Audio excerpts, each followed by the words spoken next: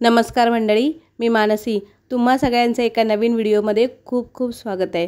2 दिवसाचा ब्रेक घेते असं म्हणत 5 ते 6 दिवस झाले मी मोठा व्हिडिओ पोस्ट नाही केला. तर हा व्हिडिओ आहे श्रावण सोमवारचा, म्हणजे दुसऱ्या श्रावण सोमवारचा. आमच्या इथे एक मस्त असं छोटंसं शिवमंदिर आहे जे खूप छान आहे आणि मी वर्षातून इकडे एकदा तर जातेच, म्हणजे श्रावण महिन्यात जाते आणि वडपौर्णिमेच्या वेळेलाही जाते इथे वड पूजायला. खूप छान मस्त पीसफुल वाटतं इथे जाऊन आणि मेन म्हणजे गर्दी नसते, जे की बाकीच्या ठिकाणी खूप गर्दी असते सगळ्या मंदिरांमध्ये, पण इथे गर्दी नसते. तर मी इथे गेलेली मुलांसोबत, कारण माझ्या मुलांचाही उपवास असतो श्रावण महिन्याच्या या सोमवारचा माझा असतो, तर मुलंही उपवास करतात. आणि आता मुलं मोठी आहेत त्याच्यामुळे त्यांना मी काही नको म्हणत नाही की तुम्ही उपवास करू नका, कारण मला वाटतं जेवढे आम्ही आध्यात्मिक आहोत तेवढी मुलंही आमची तशीच होत आहेत आमच्यासारखी. आता हे काही आम्ही त्यांना सांगितलं नाही, पण मुलं स्वतःहून ती गोष्ट करतायत. म्हणजे असं म्हणतात ना की मुलांवर संस्कार हे करून होत नाही, तर ते बघून आजूबाजूच्या वातावरणातून मुलं त्या गोष्टी शिकतात आणि त्यानुसार त्यांच्यावर तसे संस्कार होत असतात.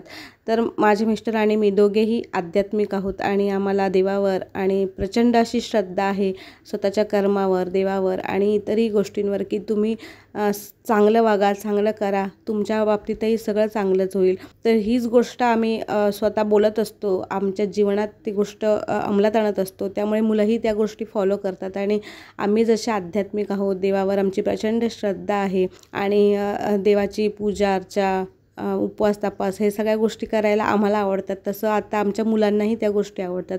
आता माझी दोन्ही मुलं लहान नाही आहेत, तर टीनेजर आहेत, म्हणजे बाल वयातून त्यांनी आता किशोर वयामध्ये पदार्पण केलं आहे.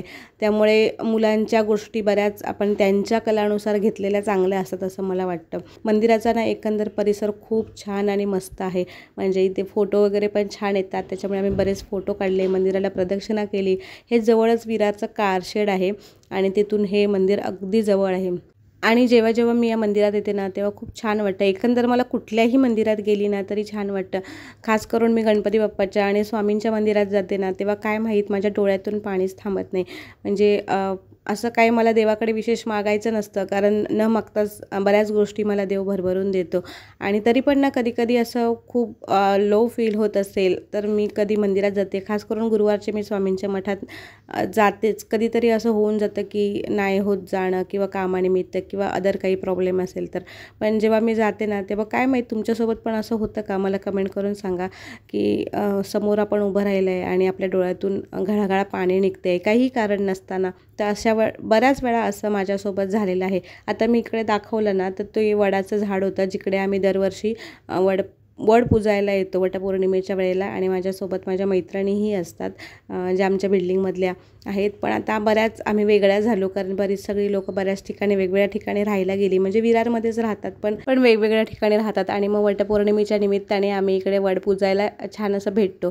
तर नंतर मग घरी आली आणि जेवण बनवायचं होतं, ते थोडंफार जेवण बनवलं. स्वराने मला थोडीशी हेल्प केली.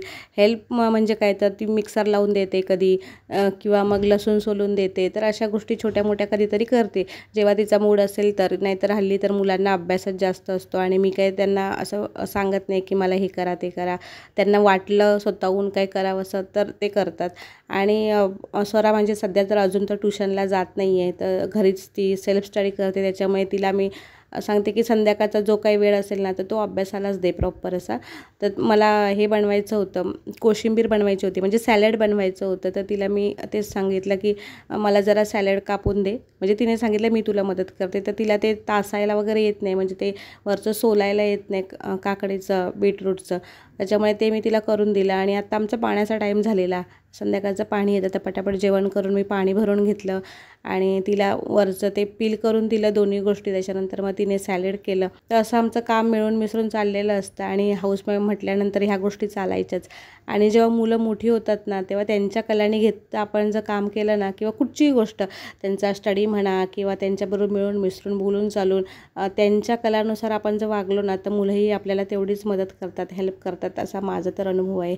आता ना मला असं वाटतं ना कधी कधी आपण पॅरेंटिंगविषयी पण व्हिडिओ बनवू, कारण काय आत्ता मुलं माझी मुलं ज्या वयात आहेत ना त्या वयात बरेचसे असे पॅरेंट्स असतात ना ज्यांचं मुलांना कसं त्यांना योग्य वळण द्यायचं किंवा त्यांचं एकंदर पुढे जाऊन कॉलेज किंवा मग त्यानंतर करिअर चूज करणं किंवा त्यांच्या आवडीनिवडी ह्या गोष्टीवर बऱ्याच गोष्टी मुलांच्या आणि आईवडिलांचं एकमत होत नाही. बरेच त्यांची मतमतांतर असतात.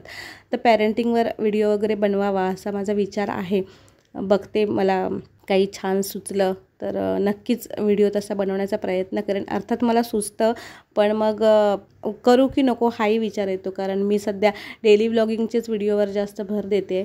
त्याच्यामुळे बाय द वे मी 2 दिवसाचा गॅप म्हणत बराच 5 ते 6 दिवसाचा मोठा गॅप घेतला. त्याच्यामुळे मी आता हा गॅप भरून काढण्यासाठी कदाचित दिवसाला 2 व्हिडिओ पण पोस्ट करेन, जे की लॉंग व्हिडिओ. अर्थात ते इन्फॉर्मेटिव्ह असतील. काही करायचं म्हणून उगाच काही असं करणार नाही.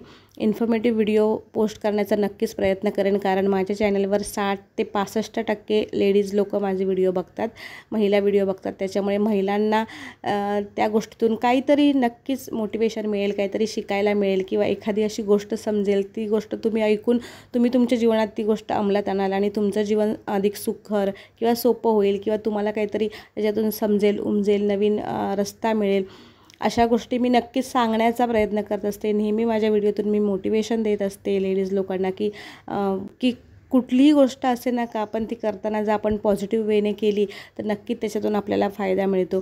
अर्थात माझा हा उद्देश काही लोकांना आवडत असेल, काहींना ते तटस्थ राहून नुसतं बघत असतील की काय सांगते, चला आपण बघू ही नक्की काय करते ती. अर्थात हे सगळं करत असताना मीही नवीन गोष्टी शिकत असते, मीही नवीन गोष्टी ऑब्झर्व करत असते की मी अजून ह्याच्यामध्ये अजून काय छान करू शकते. तर हे अशा सगळ्या गोष्टी आहेतच आणि त्या मी माझ्या व्हिडिओच्या माध्यमातून तुमच्याबरोबर नेहमी शेअर करत राहीन. चला तर मग हा आजचा व्हिडिओ मी इथेच एंड करते. तुम्हाला व्हिडिओ आवडला तर मला नक्कीच कमेंट करून सांगा. चॅनलवर नवीन असाल तर नक्कीच सबस्क्राईब करा आणि माझ्या चॅनलवर अजूनही छान छान व्हिडिओ आहेत, तेही तुम्ही नक्कीच जाऊन पाहू शकता, जे की मोटिवेटेड आहेत आणि चांगले इन्फॉर्मेटिव्ह असेही आहेत. चला तर मग उद्या परत एकदा भेटेन अशाच एका नवीन आणि छानशा व्हिडिओसह. बाय. काळजी घ्या.